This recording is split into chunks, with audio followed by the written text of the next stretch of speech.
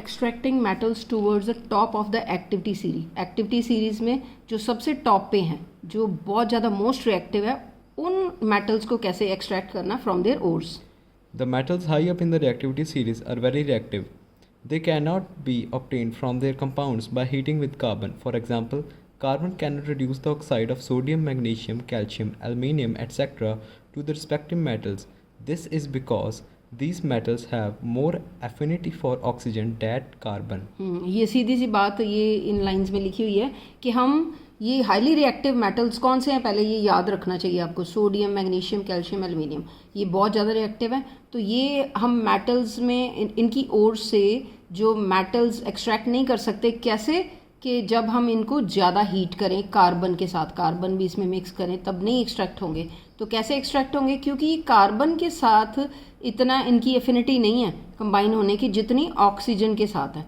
ठीक है, तो these metals are obtained by electrolytic reduction. ये याद रखना कि ये जो टॉप पे हैं एक्टिविटी सीरीज में, ये मेटल कैसे हम एक्सट्रैक्ट करेंगे? By electrolytic reduction.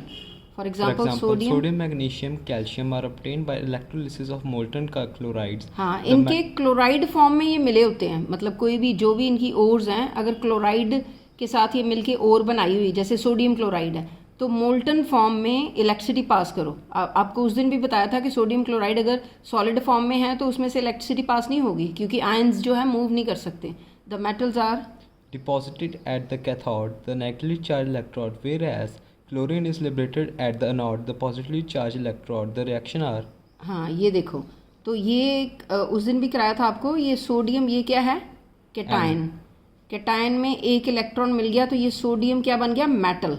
ठीक है, और ये एट एनोड, एनोड पे क्या, ये कैथोड पे डिपॉजिट होगा। ये सोडियम मेटल कैथोड पे डिपॉजिट होगा। और एक और बात याद रखो, ये देखो कैथोड जो है नेगेटिवली चार्ज है इलेक्ट्रोड।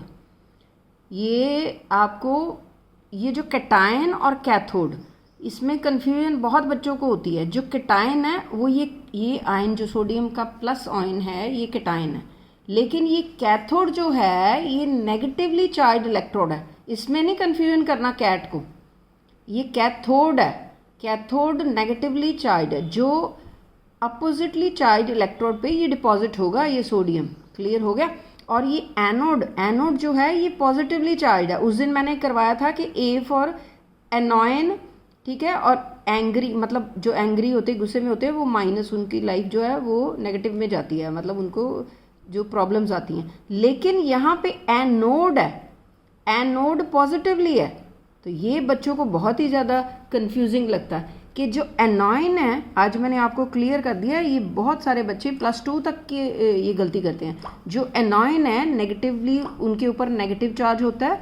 जो कैटायन है उन पे पॉजिटिव चार्ज होता है। फिर देखो जो एनोड है उस पे, एनोड पे पॉजिटिव चार्ज है, जो कैथोड है उस पे नेगेटिव चार्ज है। ये इलेक्ट्रोड होते हैं।